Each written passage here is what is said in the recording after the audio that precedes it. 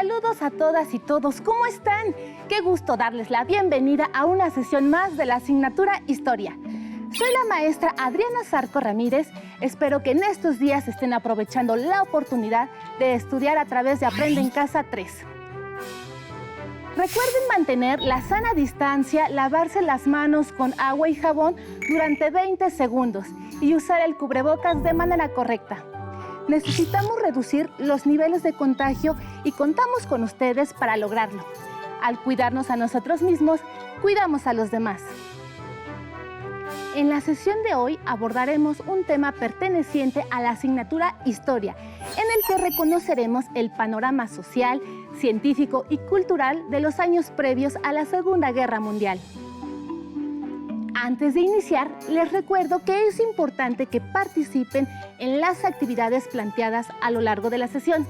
No olviden tener cerca su libro de texto, cuaderno u hojas blancas y de colores, pegamento, su lápiz o bolígrafo y colores para registrar las ideas principales, así como dudas y reflexiones para que posteriormente puedan compartir sus avances con su familia. Si ya están listas y listos, comenzamos. Para iniciar, les leeré un fragmento del libro Historia del siglo XX del autor Edith John Hobsbawm. Esta obra abarca el panorama tan complejo que se vivió durante el siglo XX.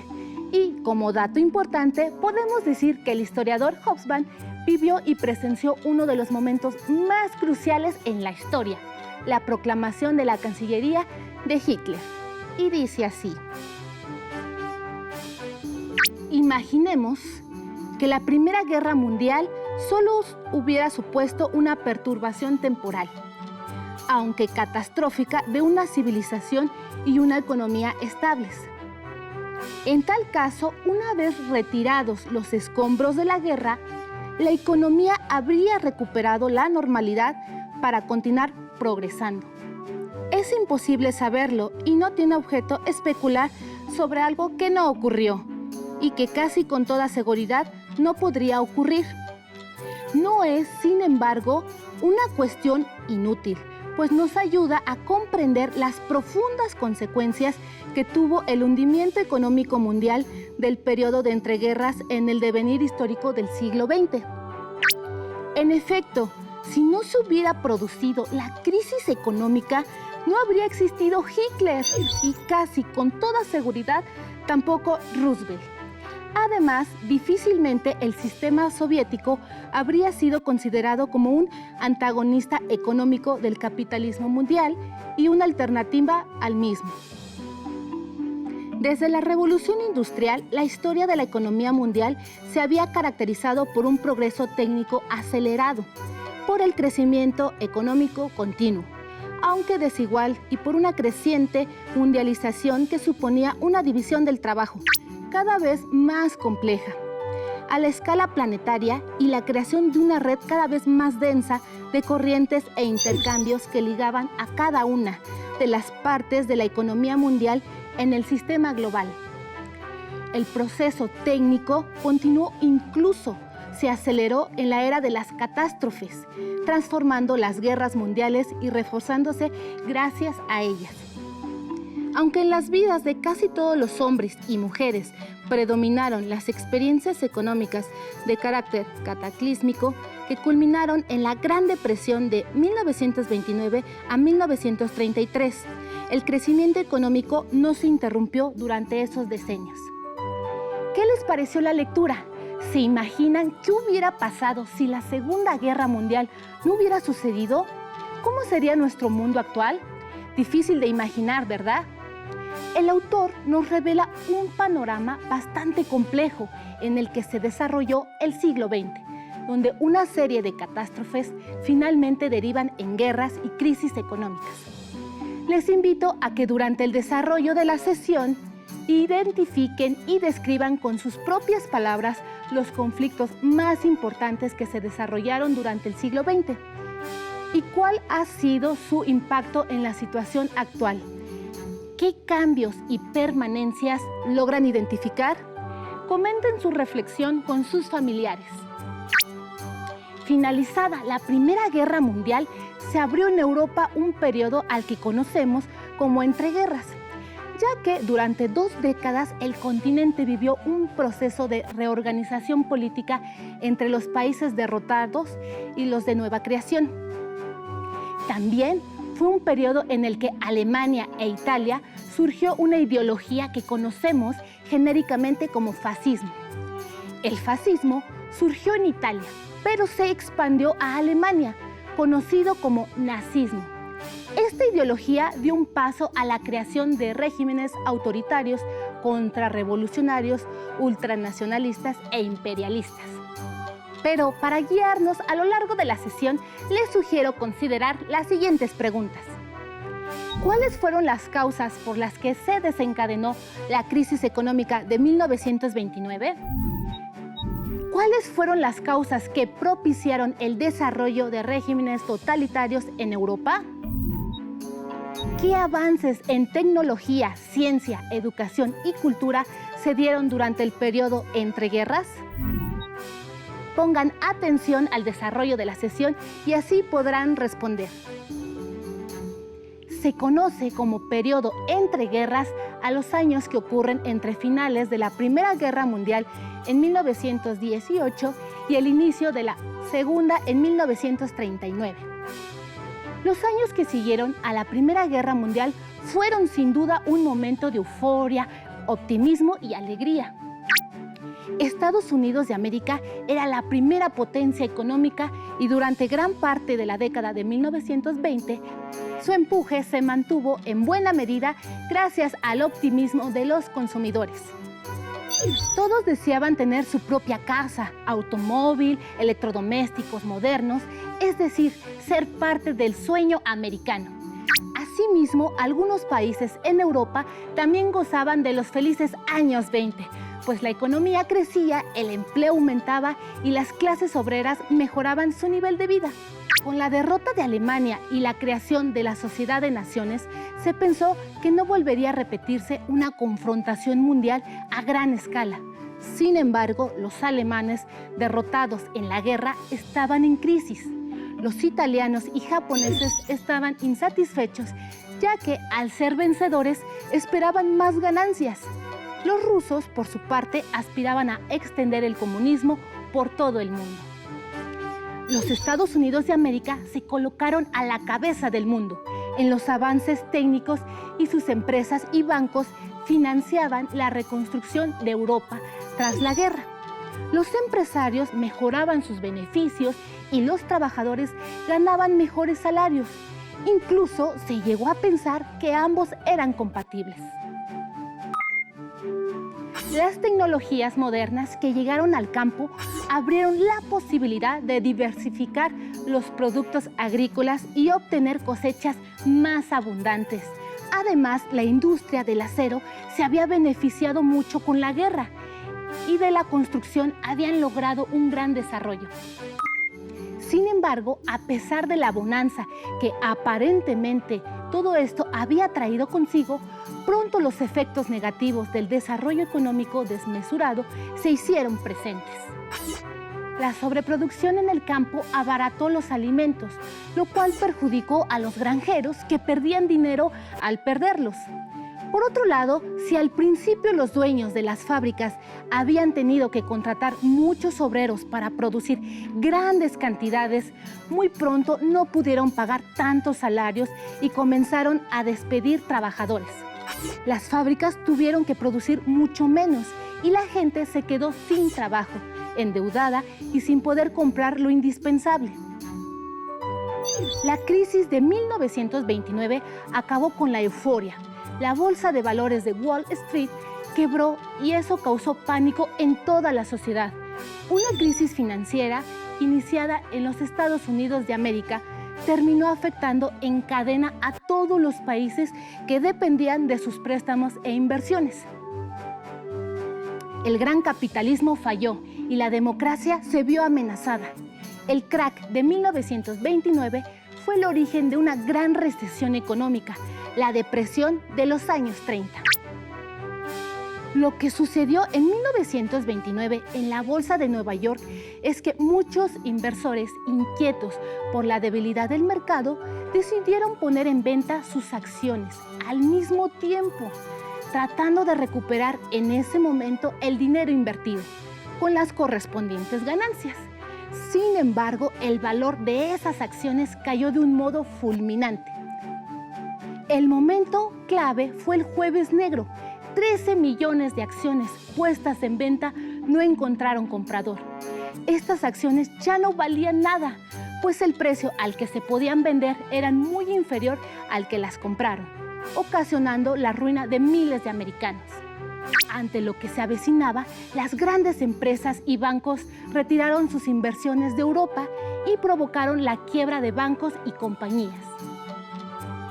Las empresas y consumidores de Estados Unidos de América frenaron sus compras de productos extranjeros, por lo que muchas de las empresas europeas quebraron, despidieron a sus trabajadores y tuvieron que cerrar.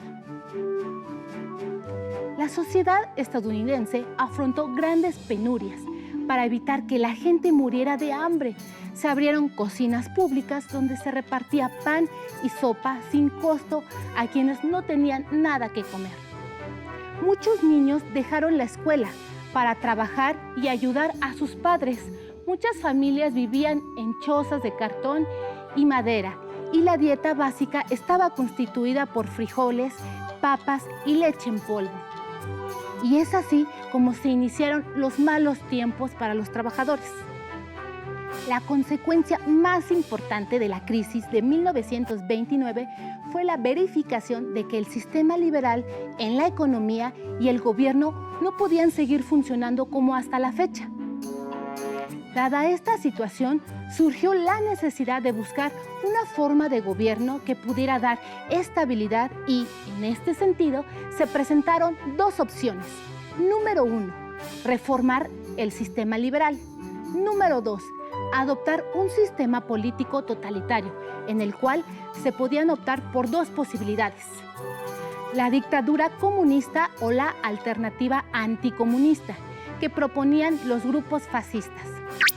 Por ejemplo, en los Estados Unidos de América se optó por la vía de la reforma profunda del sistema del capitalismo liberal, que se inició a partir de 1933.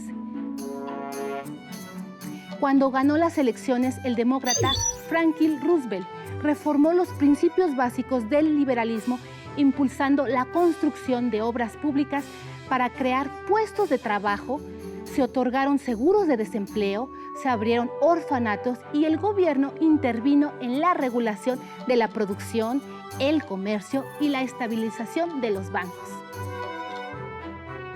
A partir de ese momento, el Estado iba a empezar a intervenir en la economía como regulador, poniendo normas al funcionamiento de los bancos, regulando la competencia en las empresas, estableciendo límites a la producción agraria e industrial, atendiendo las necesidades sociales y, sobre todo, iniciando una política de ejecución de obras públicas que sirvieran para crear empleos y reducir el paro.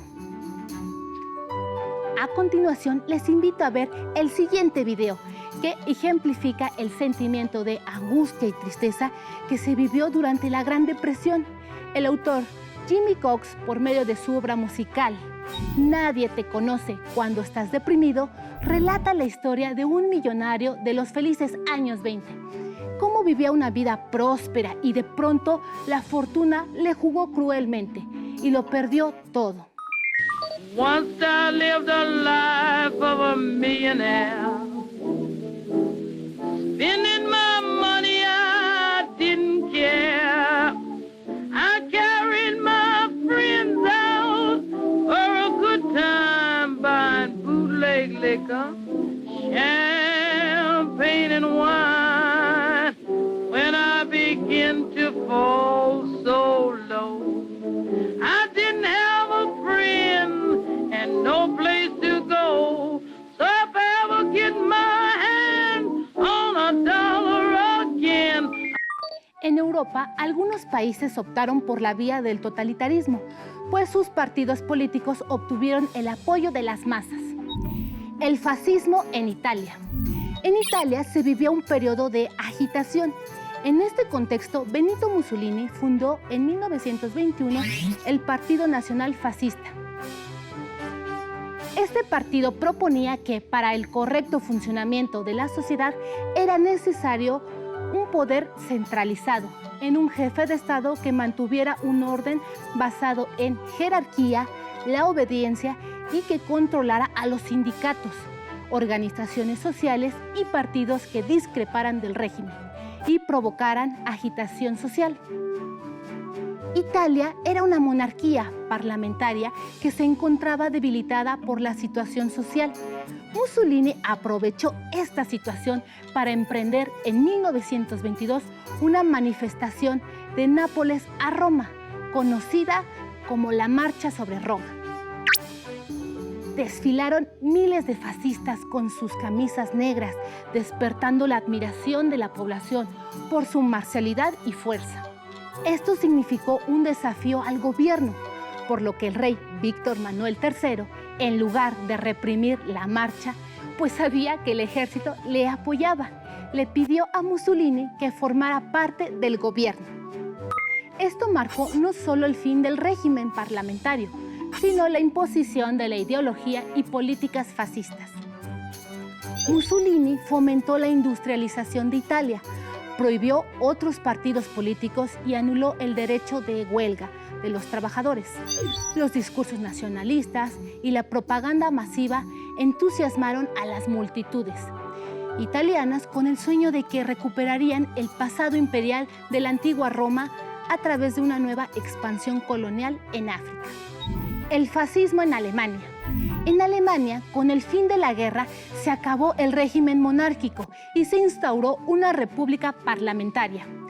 Esta se conoció como República de Weimar, ya que fue en esa ciudad donde se fundó y creó la constitución que la regiría. Fue un gobierno democrático que no pudo consolidarse debido a las duras condiciones del Tratado de Versalles y la crisis económica. A la burguesía industrial, las constantes huelgas y manifestaciones no le permitían la tranquilidad que sus capitales necesitaban para producir, a pesar de que la política económica buscaba el fortalecimiento de la industria. Al igual que en Italia, surgió un partido que reivindicaba el orgullo nacional, el Partido Nacionalista Obrero Alemán, fundado en 1920 por Adolfo Hitler, un ex soldado austriaco que anhelaba restaurar el poder en Alemania. Hitler pensaba que para lograrlo era necesario un régimen autoritario, jerárquico y con orden, que hiciera valer la supremacía racial de los alemanes arios. Sostenía que esta raza era superior y que las personas de otras razas impedían que Alemania progresara. El socialismo en la antigua Rusia. Mientras tanto, en la antigua Rusia, con la revolución bolchevique en 1917, se acabó el régimen de los zares y se fundó la URSS, Unión de Repúblicas Socialistas Soviéticas, el primer gobierno socialista implantado en el mundo. Bajo el mandato de Vladimir Lenin, quien había sido líder del partido bolchevique, se realizaron reformas profundas a la economía.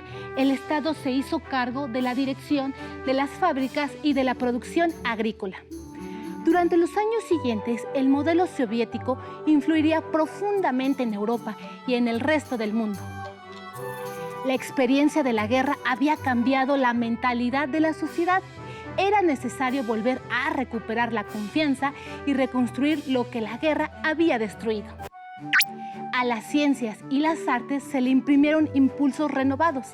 Albert Einstein, físico alemán, consolidaba su idea de que el tiempo y el espacio no eran absolutos y dio origen a la teoría de la relatividad, que tendría gran impacto en el desarrollo posterior de la ciencia, permitiendo el desarrollo del sistema de posicionamiento global GPS, mediante el cual se determinaba la localización de cualquier objeto sobre la Tierra.